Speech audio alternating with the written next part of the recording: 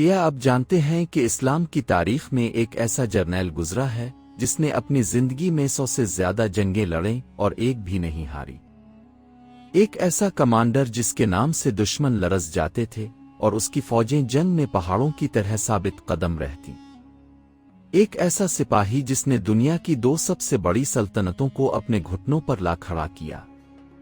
آج ہم بات کریں گے سیف اللہ المسلول، اللہ کی تلوار، حضرت خالد بن ولید رضی اللہ عنہ کے تمام مارکوں کے بارے میں۔ ان کی ہر جنگ ایک درس ہے، ہر فتح ایک معجزہ، اور ہر حکمت عملی آج کی فوجی تاریخ میں پڑھائی جاتی ہے۔ ان کی تلوار نے کفر کو شکست دی، اسلام کو عزت ملی، اور مسلمانوں کو ایک ایسا ہیرو ملا جس کی مثال تاریخ میں کوئی نہیں۔ حضرت خالد بن ولید رضی اللہ عنہ قریش کے معزز خاندان بنو مخزوم سے تعلق رکھتے تھے۔ ان کے والد ولید بن مغیرہ قریش کے سرداروں میں سے تھے۔ خالد بچپن سے ہی جنگی فنون میں ماہر تھے۔ تلوار بازی، تیر اندازی، گھڑ سواری اور جنگی حکمت عملیوں میں وہ بے مثال تھے۔ قریش ان کی صلاحیتوں کو پہچانتے تھے اور جانتے تھے کہ خالد ایک عظیم جنگجو ہے۔ جب نبی کریم صلی اللہ علیہ وسلم نے اسلام کی دعوت دی تو خالد بن ولید اس وقت کفار کی صف میں تھے۔ وہ اپنے قبیلے اور اپنے باپ دادا کے دین پر قائم تھے، لیکن ان کے دل میں حق کی تلاش تھی اور وہ ہر چیز کو سمجھنے کی کوشش کرتے تھے۔ ابتدائی سالوں میں خالد نے مسلمانوں کے خلاف جنگیں لڑیں اور اپنی فوجی صلاحیتوں کا لوہا منوایا۔ جنگ عہد میں خالد بن ولید نے مسلمانوں کے خلاف لڑائی کی۔ یہ جنگ 3 ہجری میں ہوئی۔ اس جنگ میں خالد کفار کی فوج کے ساتھ تھے اور انہوں نے گھڑ سواروں کی ایک ٹکڑی کی قیادت کی۔ جب جنگ کے دوران مسلمان تیر اندازوں نے اپنی جگہ چھوڑی تو خالد نے اس موقع کو غنیمت جانا۔ انہوں نے فوری طور پر پہاڑی کے پیچھے سے حملہ کیا اور مسلمانوں کی صفوں میں بے ترتیبی پیدا کر دی۔ یہ حملہ اتنا مؤثر تھا کہ مسلمانوں کو بھاری نقصان اٹھانا پڑا۔ نبی کریم صلی اللہ علیہ وسلم زخمی ہوئے اور بہت سے صحابہ شہید ہو گئے۔ خالد کی اس حکمت عملی نے ثابت کر دیا کہ وہ ایک شاندار جنگجو ہیں۔ انہوں نے موقع کو پہچانا اور فوری فیصلہ کیا۔ یہی خوبیاں بعد میں جب وہ مسلمان ہوئے تو اسلام کے لیے بہت کارآمد ثابت ہوئیں۔ جنگ عہد کے بعد خالد بن ولید کی شہرت مزید بڑھ گئی۔ قریش انہیں ایک بہادر اور ہوشیار جنرل مانتے تھے، لیکن خالد کے دل میں کچھ تبدیلی آ رہی تھی۔ وہ مسلمانوں کی ثابت قدمی، ان کی بہادری اور ان کے ایمان کو دیکھ رہے تھے۔ اسلام کی تعلیمات ان کو سوچنے پر مجبور کر رہی تھیں۔ صلح حدیبیہ کے بعد جب حالات کچھ پرامن ہوئے تو خالد بن ولید نے سوچنا شروع کیا۔ انہوں نے اپنے بھائی ولید بن ولید سے بات کی جو پہلے ہی مسلمان ہو چکے تھے۔ ولید نے انہیں اسلام کی دعوت دی اور سمجھایا کہ یہی حق ہے۔ اس کے علاوہ حضرت عمرو بن العاص اور حضرت عثمان بن طلحہ بھی اسلام کی طرف مائل ہو رہے تھے۔ آخر کار 8 ہجری میں خالد بن ولید نے اسلام قبول کر لیا۔ وہ حضرت عمرو بن العاص اور حضرت عثمان بن طلحہ کے ساتھ مدینہ آئے اور نبی کریم صلی اللہ علیہ وسلم کے ہاتھ پر بیعت کی۔ جب خالد نے اسلام قبول کیا تو نبی کریم صلی اللہ علیہ وسلم بہت خوش ہوئے۔ آپ نے فرمایا کہ الحمدللہ، اللہ نے خالد کو ہدایت دی۔ اللہ نے ان جیسے شخص کو اسلام سے محروم نہیں رکھنا تھا۔ نبی کریم صلی اللہ علیہ وسلم نے خالد کو سیف اللہ یعنی اللہ کی تلوار کا لقب دیا۔ آپ نے فرمایا کہ خالد اللہ کی تلواروں میں سے ایک تلوار ہے جسے اللہ نے مشرکوں کے خلاف کھینچا ہے۔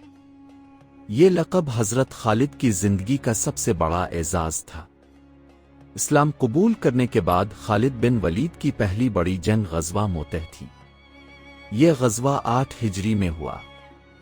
نبی کریم صلی اللہ علیہ وسلم نے ایک خط رومی بادشاہ کو بھیجا تھا، لیکن راستے میں غسان کے حکمران نے قاصد کو قتل کر دیا۔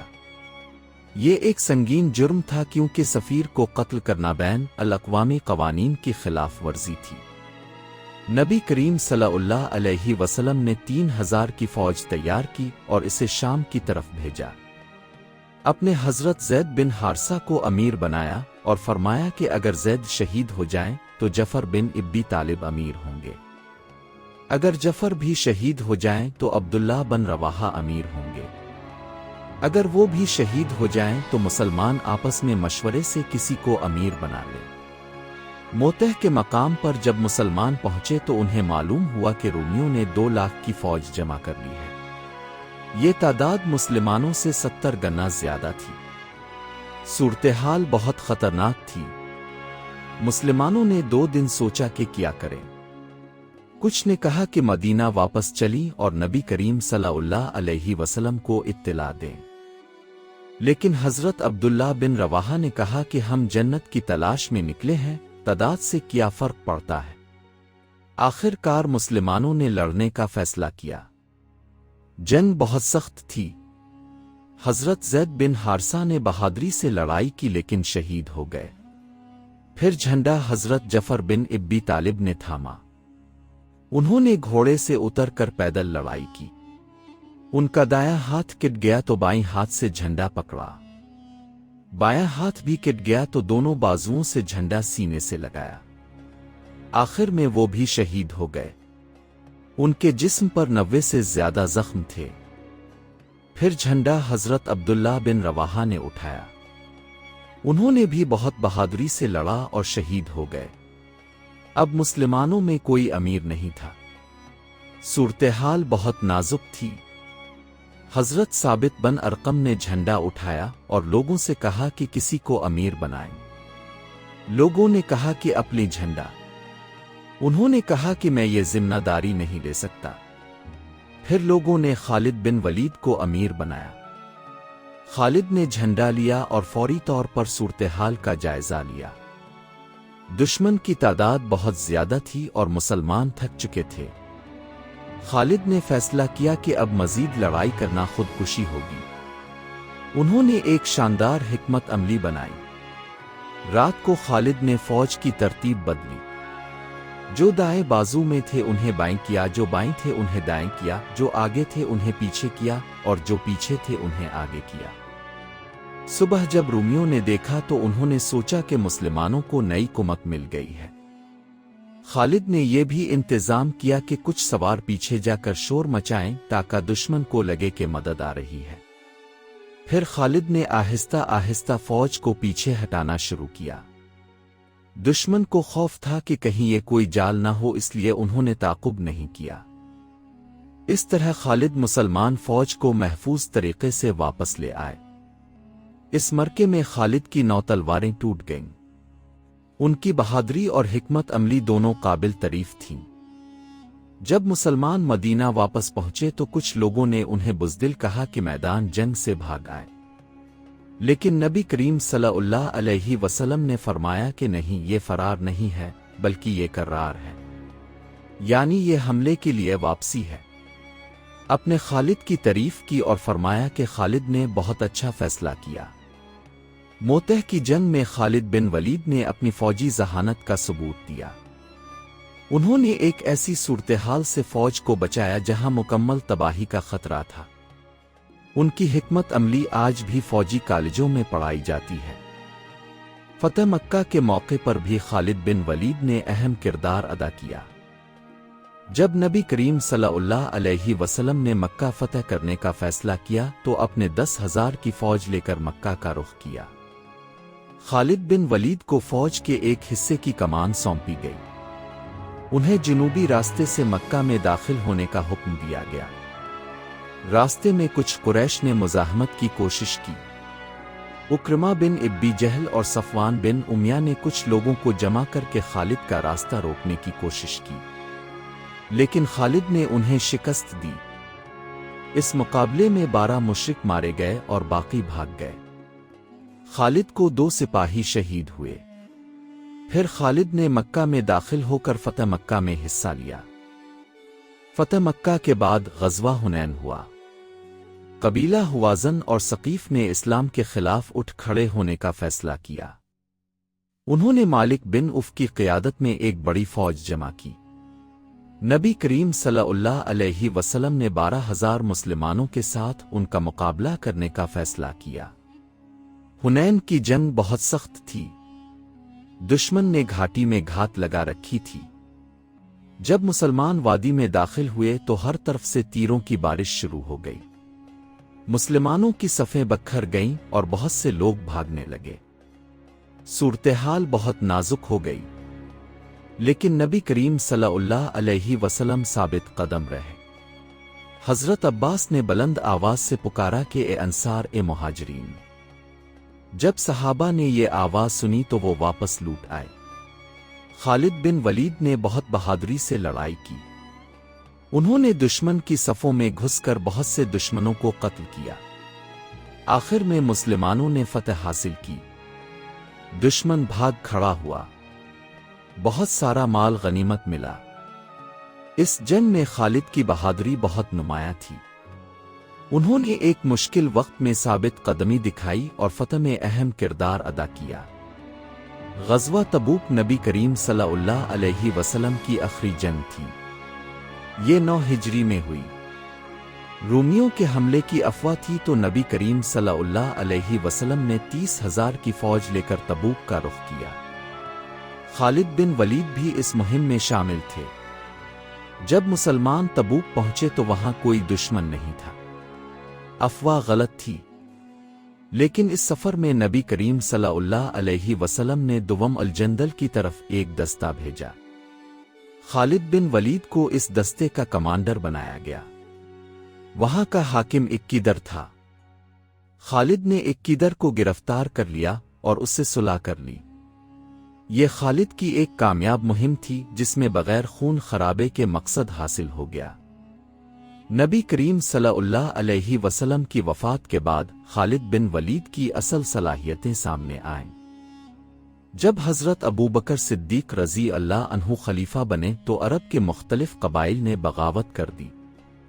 کچھ نے زکو دینے سے انکار کیا، کچھ نے جھوٹے نبیوں کو مان لیا اور کچھ نے اسلام سے ہی منہ موڑ لیا۔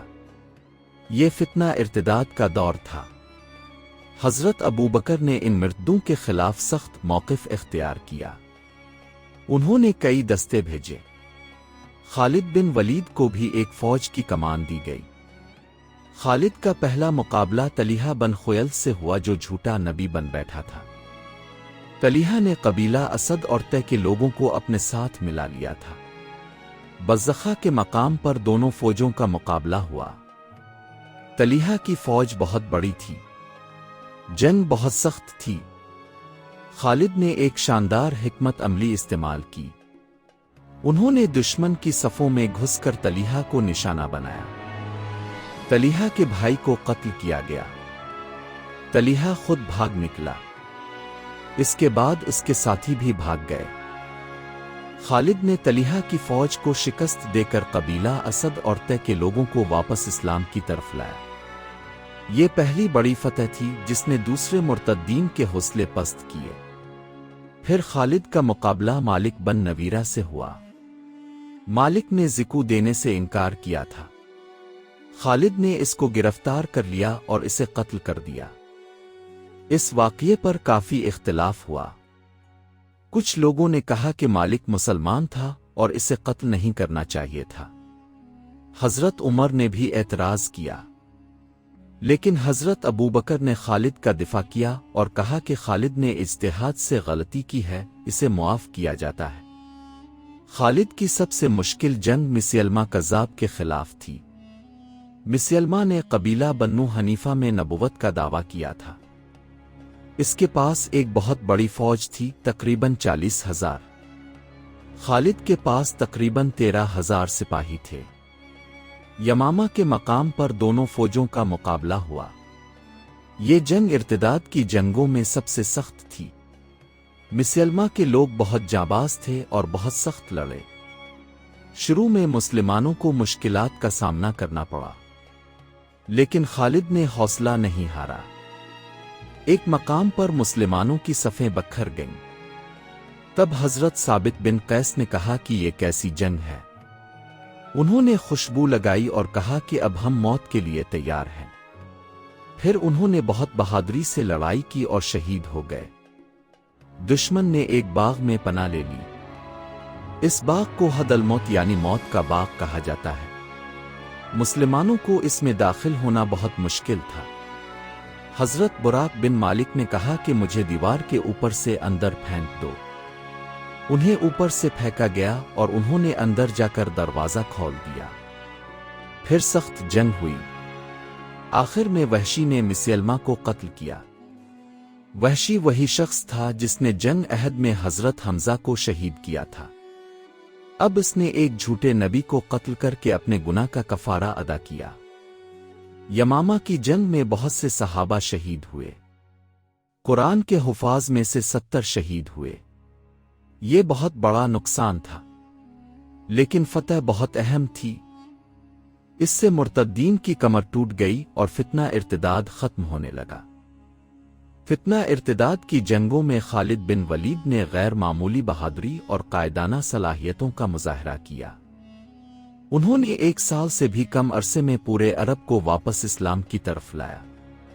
یہ کوئی آسان کام نہیں تھا۔ بہت سی جنگیں لڑنی پڑیں اور بہت سی قربانیاں دینی پڑیں۔ جب عرب میں امن قائم ہو گیا تو حضرت ابوبکر نے عراق کی طرف توجہ کی۔ عراق اس وقت ساسانی فارس کی سلطنت کا حصہ تھا۔ فارس ایک بہت طاقتور سلطنت تھی اور عراق بہت اہم علاقہ تھا۔ مسنا بن حارثہ نے عراق میں جہاد شروع کیا تھا، لیکن انہیں مدد کی ضرورت تھی۔ حضرت ابوبکر نے خالد بن ولید کو عراق بھیجنے کا فیصلہ کیا۔ 12 ہجری میں خالد ایک فوج لے کر عراق کی طرف روانہ ہوئے۔ انہوں نے صحرا کا سخت راستہ اختیار کیا جو بہت خطرناک تھا لیکن قریب تھا۔ یہ فیصلہ بھی خالد کی حکمت عملی کا حصہ تھا۔ دشمن کو امید نہیں تھی کہ کوئی فوج اس راستے سے آئے گی۔ خالد کی عراق میں پہلی جنگ ذات السلاسل میں ہوئی۔ فارسیوں نے ہرمز کی قیادت میں ایک فوج بھیجی۔ ہرمز بہت تجربہ کار جنرل تھا۔ اس نے ایک چال سوچی۔ اس نے خالد کو مذاکرات کے لیے بلایا، لیکن اس کی نیت خالد کو دھوکے سے قتل کرنے کی تھی۔ لیکن خالد کو شک ہو گیا۔ جب ہرمز نے حملہ کرنا چاہا تو خالد نے فوری طور پر رد عمل دیا اور ہرمز کو قتل کر دیا۔ پھر سخت جنگ ہوئی۔ فارسیوں کی فوج شکست کھا گئی۔ اس جگہ اتنے لوگ قتل ہوئے کہ زنجیریں پڑی رہ گئیں، اسی لیے اس جنگ کا نام ذات السلاسل پڑا۔ اس کے بعد خالد نے ایک کے بعد ایک کئی شہر فتح کیے۔ انہوں نے مزار، ولجا، الفالسہ اور امخشیا کو فتح کیا۔ ہر جنگ میں خالد نے اپنی حکمت عملی اور بہادری دکھائی۔ ولجا کی جنگ میں فارسیوں نے عرب قبائل کو بھی اپنے ساتھ ملا لیا تھا۔ ان کی فوج بہت بڑی تھی۔ خالد نے ایک شاندار حکمت عملی استعمال کی۔ انہوں نے 2 دستے چھپا کر رکھے۔ جب جنگ شروع ہوئی اور دشمن مصروف ہو گیا تو ان دستوں نے پیچھے سے حملہ کیا۔ دشمن گھیرے میں آ گیا اور شکست کھا گیا۔ امغشیا کی جنگ بہت خونریز تھی۔ اس میں بہت سارے لوگ مارے گئے۔ خالد نے قسم کھائی تھی کہ وہ دشمن کا خون بہائیں گے۔ جنگ کے بعد خالد نے حکم دیا کہ قیدیوں کو قتل کیا جائے۔ یہ ایک سخت فیصلہ تھا، لیکن اس زمانے میں ایسا ہوتا تھا۔ ہرا فتح کرنا خالد کی ایک بڑی کامیابی تھی۔ ہرا عراق کا ایک اہم شہر تھا۔ یہاں منظر خاندان کی حکومت تھی۔ خالد نے ہرا کا محاصرہ کیا۔ کچھ دن بعد شہر والوں نے صلح کی درخواست کی۔ خالد نے ان سے صلح کر لی اور جزیہ مقرر کیا۔ الانبار بھی ایک اہم شہر تھا۔ یہ دریائے فرات پر واقع تھا۔ یہاں کا قلعہ بہت مضبوط تھا۔ خالد نے محاصرہ کیا، لیکن قلعہ فتح کرنا مشکل تھا۔ خالد نے تیر اندازوں کو حکم دیا کہ دشمن کی آنکھوں کو نشانہ بنائیں۔ اتنے تیر مارے گئے کہ شہر میں 1000 لوگوں کی آنکھیں ضائع ہوئیں۔ اسی لیے اس جنگ کو ذات العیون یعنی آنکھوں کی جنگ کہا جاتا ہے۔ عین التمر بھی خالد نے فتح کیا۔ یہاں کچھ عرب قبائل نے فارسیوں کا ساتھ دیا تھا۔ خالد نے ان کو شکست دی اور بہت سارا مال غنیمت ملا۔ اس مال میں سے بعد میں حضرت علی کو ایک تلوار ملی جو بہت مشہور ہوئی۔ دوم الجندل کی طرف بھی خالد نے مہم کی۔ یہاں کے حاکم نے مزاحمت کی، لیکن آخر میں ہار مان لی۔ اس طرح خالد نے شمالی عراق کو بھی مسلمانوں کے قبضے میں لے لیا۔ خالد نے تقریباً 1 سال میں پورے عراق کو فتح کر لیا۔ یہ ایک بے مثال کارنامہ تھا۔ انہوں نے دریائے فرات سے لے کر دریائے دجلہ تک کا علاقہ فتح کیا، فارسیوں کو بھاری نقصان پہنچایا اور مسلمانوں کی سلطنت کو بہت بڑھایا۔ لیکن خالد کی جنگیں یہیں ختم نہیں ہوئیں۔ ابھی شام میں بھی جہاد جاری تھا۔ حضرت ابوبکر نے دیکھا کہ شام میں مسلمانوں کو سخت مشکلات کا سامنا ہے۔ رومیوں نے بہت بڑی فوجیں جمع کر لی تھیں۔ حضرت ابوبکر نے فیصلہ کیا کہ خالد کو شام بھیجا جائے۔ یہ فیصلہ بہت اہم تھا۔ خالد کو عراق سے شام جانا تھا۔ راستہ بہت مشکل تھا۔ بیچ میں صحرا تھا جہاں پانی نہیں تھا۔ عام طور پر فوجیں اس راستے سے نہیں جاتی تھیں، لیکن خالد نے یہ خطرناک فیصلہ کیا کہ وہ صحرا سے گزریں گے۔ خالد نے ایک حیرت انگیز حکمت عملی استعمال کی۔ انہوں نے اونٹوں کو خوب پانی پلایا، پھر ان کے منہ باندھ دیے تاکہ وہ جگالی نہ کریں۔ اس طرح پانی ان کے پیٹ میں رہا۔ جب صحرا میں پانی ختم ہو گیا تو کچھ اونٹوں کو ذبح کر کے ان کے پیٹ سے پانی نکالا۔ یہ بہت حیران کن حکمت عملی تھی۔ 5 دن کے سخت سفر کے بعد خالد شام پہنچ گئے۔ رومیوں کو اندازہ نہیں تھا کہ خالد اس راستے سے آئیں گے۔ خالد نے اچانک حملہ کیا اور کئی علاقے فتح کر لیے۔ پھر انہوں نے دوسرے مسلمان دستوں سے ملاقات کی۔ شام میں خالد کی پہلی بڑی جنگ مرج رہت میں ہوئی۔ یہاں رومیوں کی ایک بڑی فوج تھی۔ خالد نے ان پر حملہ کیا اور انہیں شکست دی۔ یہ فتح بہت اہم تھی کیونکہ اس سے دمشق کا راستہ کھل گیا۔ بصر کی فتح بھی خالد نے کی۔ یہ شام کا ایک اہم شہر تھا۔ رومیوں نے سخت مزاحمت کی لیکن خالد نے انہیں شکست دے کر شہر فتح کر لیا۔ اس فتح سے شام میں مسلمانوں کی پوزیشن مضبوط ہو گئی۔ پھر اجنادین کی جنگ ہوئی۔ یہ جنگ 13 ہجری میں ہوئی اور یہ شام کی سب سے بڑی جنگوں میں سے ایک تھی۔ رومیوں نے 1 لاکھ کی فوج تیار کی۔ مسلمانوں کی تعداد تقریباً 30,000 تھی۔ خالد بن ولید مسلمان فوج کے کمانڈر تھے۔ جنگ بہت سخت تھی۔ خالد نے شاندار حکمت عملی استعمال کی۔ انہوں نے گھڑ سواروں کے حملے کیے جو بہت مؤثر تھے۔ خالد نے رومی کمانڈر کو نشانہ بنایا اور اسے قتل کیا۔ پھر رومی فوج میں بھگدڑ مچ گئی۔ مسلمانوں نے فتح حاصل کی۔ اس جنگ میں 3,000 رومی مارے گئے۔ یہ بہت بڑا نقصان تھا۔ اس فتح سے فلسطین کا راستہ کھل گیا اور مسلمانوں کا حوصلہ بہت بڑھ گیا۔ دمشق شام کا سب سے اہم شہر تھا اور رومی سلطنت کا ایک بڑا مرکز تھا۔ مسلمانوں نے دمشق کا محاصرہ کیا۔ محاصرہ کئی مہینے جاری رہا۔ شہر بہت مضبوط تھا اور رومیوں نے اچھا دفاع کیا۔ خالد بن ولید نے ایک حصے کی کمان سنبھالی۔ ایک رات خالد نے دیوار کو سیڑھیاں لگا کر عبور کیا اور کچھ سپاہیوں کے ساتھ شہر میں داخل ہو گئے۔ دوسری طرف سے حضرت ابو عبیدہ نے مذاکرات کر کے صلح کر لی۔ جب دونوں گروپ شہر کے اندر ملے تو کچھ الجھن ہوئی کہ شہر فتح ہوا صلح ہوئی۔ آخر میں صلح کو قبول کیا گیا۔ دمشق کی فتح بہت اہم تھی۔ یہ شام کی سب سے بڑی فتح تھی۔ اس سے پورے علاقے میں مسلمانوں کی طاقت بڑھ گئی، لیکن رومیوں نے ہار نہیں مانی۔ بادشاہ ہرقل نے ایک بہت بڑی فوج تیار کی۔ تقریباً 2 لاکھ سپاہی جمع کیے گئے۔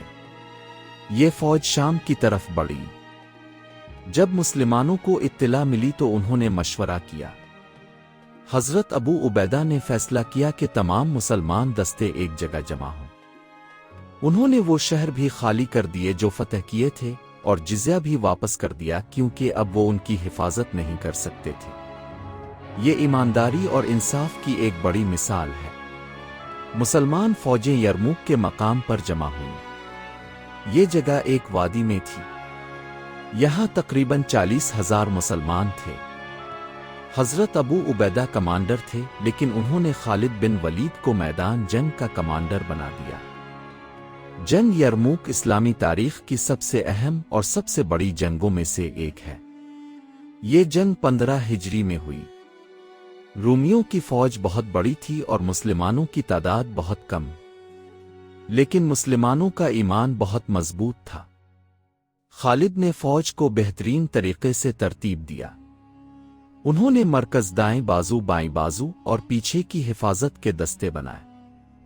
ہر دستے کا ایک کمانڈر تھا۔ خالد خود گھڑ سواروں کے ساتھ تھے جو جہاں ضرورت ہوتی وہاں جاتے۔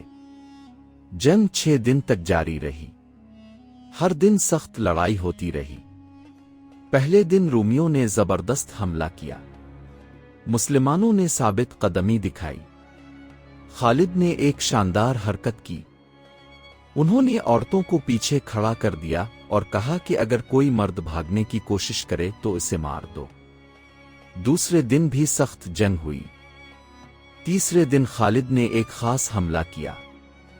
انہوں نے رومی کمانڈروں کو نشانہ بنانے کا فیصلہ کیا۔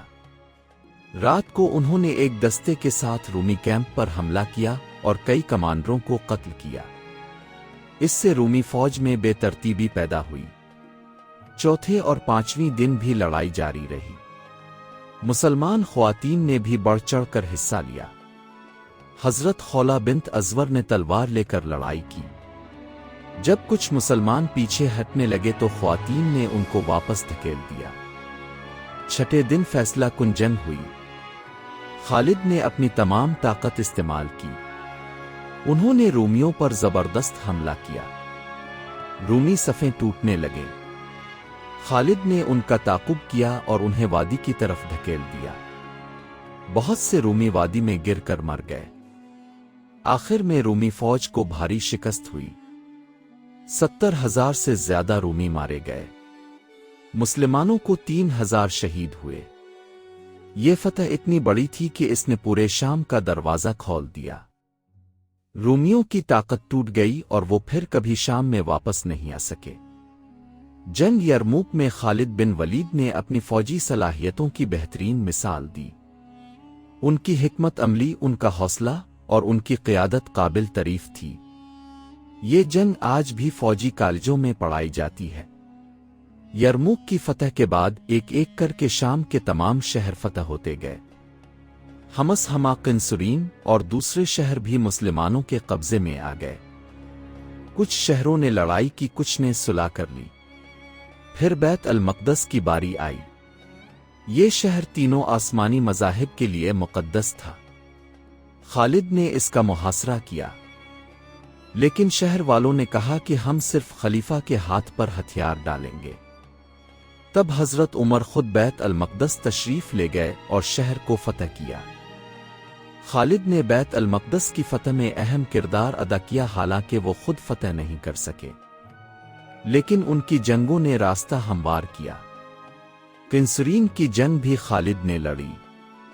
یہاں رومیوں نے آخری کوشش کی، لیکن خالد نے انہیں شکست دی۔ اس کے بعد شمالی شام بھی مسلمانوں کے قبضے میں آ گیا۔ حلب یعنی حلب کی طرف بھی خالد نے مہم کی۔ یہ شہر بہت اہم تھا۔ یہاں کے لوگوں نے سخت مزاحمت کی، لیکن آخر میں شہر فتح ہو گیا۔ انطاکیہ، جو شام کے سب سے بڑے شہروں میں سے ایک تھا، وہ بھی فتح ہوا۔ یہ شہر رومی سلطنت کا ایک بہت اہم مرکز تھا۔ اس کی فتح سے پورا شام مکمل طور پر مسلمانوں کے قبضے میں آ گیا۔ لیکن جب خالد شام میں فتوحات کر رہے تھے، اسی دوران حضرت ابو بکر کی وفات ہو گئی اور حضرت عمر خلیفہ بنے۔ حضرت عمر نے ایک اہم فیصلہ کیا۔ انہوں نے خالد بن ولید کو فوج کی کمان سے ہٹا دیا اور حضرت ابو عبیدہ کو کمانڈر بنا دیا۔ یہ فیصلہ بہت حیران کن تھا۔ خالد جیسے کامیاب جنرل کو کیوں ہٹایا گیا؟ اس بارے میں مختلف آراء ہیں۔ کچھ کہتے ہیں کہ حضرت عمر کو خوف تھا کہ لوگ خالد کی شخصیت کو بہت اہمیت دے رہے ہیں اور یہ سوچیں کہ فتوحات خالد کی وجہ سے ہو رہی ہیں، نہ کہ اللہ کی مدد سے۔ کچھ کہتے ہیں کہ مالک بن نویرہ کے قتل کا معاملہ تھا۔ حضرت عمر اس سے ناراض تھے۔ کچھ یہ بھی کہتے ہیں کہ خالد نے مال غنیمت میں سے کچھ شاعروں کو دیا تھا جو حضرت عمر کو پسند نہیں آیا۔ جو بھی وجہ ہو، یہ فیصلہ خالد کے لیے بہت تکلیف دہ تھا، لیکن خالد نے اطاعت کی۔ انہوں نے کوئی بغاوت نہیں کی، کوئی شکایت نہیں کی۔ انہوں نے حضرت ابو عبیدہ کو کمان دے دی اور خود ایک عام سپاہی کی طرح کام کرنے لگے۔ یہ خالد کی عظمت کی دلیل ہے۔ وہ اتنے بڑے جنرل تھے، اتنی فتوحات کر چکے تھے، لیکن پھر بھی انہوں نے عاجزی دکھائی۔ انہوں نے اپنی ذات کو نہیں بلکہ دین کو ترجیح دی۔ کمان سے ہٹائے جانے کے بعد بھی خالد نے جنگوں میں حصہ لیا۔ وہ حضرت ابو عبیدہ کے ماتحت کام کرتے رہے۔ حمص کی جنگ میں بھی انہوں نے حصہ لیا، لیکن اب وہ کمانڈر نہیں بلکہ ایک سپاہی تھے۔ کچھ عرصے بعد حضرت عمر نے خالد کو مکمل طور پر فوج سے فارغ کر دیا۔ خالد حمص میں مقیم ہو گئے۔ انہوں نے باقی زندگی وہیں گزاری۔ وہ عبادت میں مشغول رہتے اور لوگوں کو جہاد کی ترغیب دیتے۔ 21 ہجری میں حضرت خالد بن ولید نے وفات پائی۔ ان کی عمر اس وقت تقریباً 60 سال تھی۔ جب ان کی وفات کا وقت قریب آیا تو وہ بہت رونے لگے۔ کسی نے پوچھا کہ اب کیوں رو رہے ہیں؟ انہوں نے کہا کہ میں نے 100 سے زیادہ جنگیں لڑیں، میرے جسم پر زخموں کے نشان ہیں، لیکن میں اپنے بستر پر مر رہا ہوں۔ میری خواہش تھی کہ میں شہادت پاؤں۔ یہ ایک سچے مجاہد کی آرزو تھی۔ خالد جنگوں میں نہیں مرے، حالانکہ وہ ہمیشہ سب سے آگے رہتے تھے۔ اللہ نے انہیں بچایا تاکہ وہ مزید فتوحات کریں۔ جب حضرت عمر کو خالد کی وفات کی خبر ملی تو انہوں نے کہا کہ آج مسلمانوں کے سردار گر گئے۔ حضرت ابو بکر نے اپنی زندگی میں کہا تھا کہ عورتیں اب خالد جیسا نہیں جن سکتیں۔ خالد بن ولید کی زندگی اور ان کی جنگوں سے ہمیں بہت سے سبق ملتے ہیں۔ پہلا سبق یہ ہے کہ محنت اور تیاری ضروری ہے۔ خالد بچپن سے ہی جنگی فنون سیکھتے رہے۔ انہوں نے اپنے آپ کو تیار کیا۔ دوسرا سبق یہ ہے کہ حکمت عملی بہت اہم ہے۔ خالد صرف بہادر نہیں تھے بلکہ بہت ذہین بھی تھے۔ وہ دشمن کی کمزوریاں دیکھتے موقع کو پہچانتے اور فوری فیصلے کرتے۔ تیسرا سبق یہ ہے کہ قیادت کی اہمیت۔ خالد ایک بہترین لیڈر تھے۔ وہ اپنے سپاہیوں کو حوصلہ دیتے، ان کی رہنمائی کرتے اور خود بھی سب سے آگے رہتے۔ چوتھا سبق یہ ہے کہ ایمان سب سے بڑی طاقت ہے۔ خالد کی فوجیں تعداد میں کم ہوتی لیکن ان کا ایمان مضبوط تھا۔ وہ اللہ پر بھروسہ کرتے اور شہادت کو خوشی سے قبول کرتے۔ پانچواں سبق یہ ہے کہ لچک اور موافقت ضروری ہے۔ خالد ہر حالت میں نئی حکمت عملی بناتے۔ کبھی سامنے سے حملہ کرتے، کبھی پیچھے سے، کبھی گھیرا ڈالتے۔ چھٹا سبق یہ ہے کہ بہادری اور احتیاط دونوں ضروری ہیں۔ خالد بہت بہادر تھے لیکن لاپرواہ نہیں تھے۔ وہ سوچ سمجھ کر فیصلے کرتے۔ ساتواں سبق یہ ہے کہ عاجزی اور اطاعت ضروری ہے۔ جب خالد کو کمان سے ہٹایا گیا تو انہوں نے بغاوت نہیں کی۔ یہ ان کی عظمت کی دلیل ہے۔ آٹھواں سبق یہ ہے کہ مقصد ذات نہیں بلکہ دین ہونا چاہیے۔ خالد اپنی شہرت عہدے کے لیے نہیں بلکہ اسلام کی سربلندی کے لیے لڑتے تھے۔ نواں سبق یہ ہے کہ مسلسل سیکھنا ضروری ہے۔ خالد نے ہر جنگ سے کچھ نیا سیکھا۔ وہ اپنی غلطیوں سے سبق لیتے اور بہتر بنتے۔ 10واں سبق یہ ہے کہ ٹیم ورک اہم ہے۔ خالد اکیلے نہیں لڑتے تھے۔ ان کے ساتھ بہادر صحابہ تھے جو ان کا ساتھ دیتے تھے۔ خالد بن ولید کی جنگوں کا مطالعہ کرنے سے ہمیں فوجی حکمت عملی کا بہت علم ملتا ہے۔ ان کے طریقے آج بھی استعمال ہوتے ہیں۔ گھیرا ڈالنا، چھاپا مارنا، تیزی سے حملہ کرنا، پیچھے سے حملہ کرنا، دھوکہ دینا، یہ سب تکنیکیں خالد استعمال کرتے تھے۔ ان کی سب سے بڑی خوبی یہ تھی کہ وہ صورتحال کو سمجھتے تھے۔ ہر جنگ الگ ہوتی ہے اور اس کے لیے الگ حکمت عملی چاہیے۔ خالد یہ بات سمجھتے تھے۔ وہ کسی ایک طریقے پر اڑے نہیں رہتے تھے۔ خالد کی ایک اور خوبی یہ تھی کہ وہ مشورہ کرتے تھے۔ اگرچہ وہ بہترین کمانڈر تھے لیکن پھر بھی اپنے ساتھیوں سے مشورہ لیتے۔ یہ عاجزی اور دانشمندی کی علامت ہے۔ خالد کی جنگوں میں ایک اور نمایاں چیز یہ ہے کہ وہ ہمیشہ جنگ کے اصولوں کا خیال رکھتے تھے۔ وہ بے گناہوں کو نہیں مارتے تھے، عورتوں، بچوں اور بوڑھوں کو نقصان نہیں پہنچاتے تھے، وہ درختوں کو نہیں کاٹتے تھے اور فصلوں کو نہیں جلاتے تھے۔ یہ اسلامی تعلیمات کا حصہ ہے اور خالد نے ہمیشہ ان کی پابندی کی۔ یہی وجہ ہے کہ فتح شدہ علاقوں کے لوگ مسلمانوں کو پسند کرتے تھے۔ رومیوں اور فارسیوں کے مقابلے میں مسلمان زیادہ انصاف پسند اور رحم دل تھے۔ خالد بن ولید کی جنگوں نے اسلامی تاریخ کا رخ بدل دیا۔ ان کی فتوحات کی وجہ سے اسلام عرب سے باہر نکلا۔ عراق، شام اور فلسطین مسلمانوں کے قبضے میں آئے۔ یہ علاقے آج بھی مسلمان ہیں۔ خالد کی جنگوں نے دو عظیم سلطنتوں کو شکست دی۔ رومی سلطنت اور ساسانی سلطنت دونوں کو بھاری نقصان پہنچا۔ یہ سلطنتیں صدیوں سے قائم تھیں اور بہت طاقتور تھیں، لیکن مسلمانوں نے خالد کی قیادت میں انہیں شکست دی۔ خالد کی کامیابیوں کا راز کیا تھا؟ یہ صرف ان کی ذاتی صلاحیتیں نہیں تھیں، یہ اللہ کی مدد تھی۔ خالد اللہ کی تلوار تھے۔ اللہ نے انہیں استعمال کیا اپنے دین کو پھیلانے کے لیے، لیکن ساتھ ہی خالد کی اپنی محنت اور لگن بھی تھی۔ انہوں نے اپنے آپ کو تیار کیا۔ انہوں نے اسلام قبول کرنے کے بعد اپنی تمام صلاحیتیں اسلام کے لیے وقف کر دیں۔ خالد بن ولید کی زندگی سے یہ بھی سبق ملتا ہے کہ غلطیوں سے توبہ ممکن ہے۔ خالد نے پہلے مسلمانوں کے خلاف لڑا، لیکن جب انہیں ہدایت ملی تو انہوں نے فوری طور پر اسلام قبول کر لیا۔ پھر انہوں نے اپنی باقی زندگی اسلام کی خدمت میں گزاری۔ آج جب ہم خالد کی جنگوں کا مطالعہ کرتے ہیں تو ہمیں احساس ہوتا ہے کہ وہ واقعی ایک عظیم جنرل تھے۔ ان کی حکمت عملیاں، ان کی بہادری اور ان کی قیادت قابل تعریف ہیں، لیکن سب سے بڑھ کر ان کا ایمان اور اللہ پر بھروسہ تھا۔ خالد بن ولید نے ثابت کیا کہ تعداد سے زیادہ ایمان اہم ہے۔ ان کی فوجیں اکثر تعداد میں کم ہوتی لیکن ان کا حوصلہ بلند ہوتا تھا۔ وہ جانتے تھے کہ اللہ ان کے ساتھ ہے۔ خالد نے یہ بھی ثابت کیا کہ اچھی قیادت کتنی اہم ہے۔ ایک اچھا لیڈر اپنی ٹیم سے زیادہ کام لے سکتا ہے۔ خالد اپنے سپاہیوں کو حوصلہ دیتے، ان کی رہنمائی کرتے اور ان کی فکر کرتے تھے۔ آج کے دور میں بھی خالد کی مثال سے فائدہ اٹھایا جا سکتا ہے۔ چاہے جنگ ہو یا کوئی اور میدان، ہمیں تیاری کرنی چاہیے، محنت کرنی چاہیے، حکمت عملی بنانی چاہیے اور اللہ پر بھروسہ کرنا چاہیے۔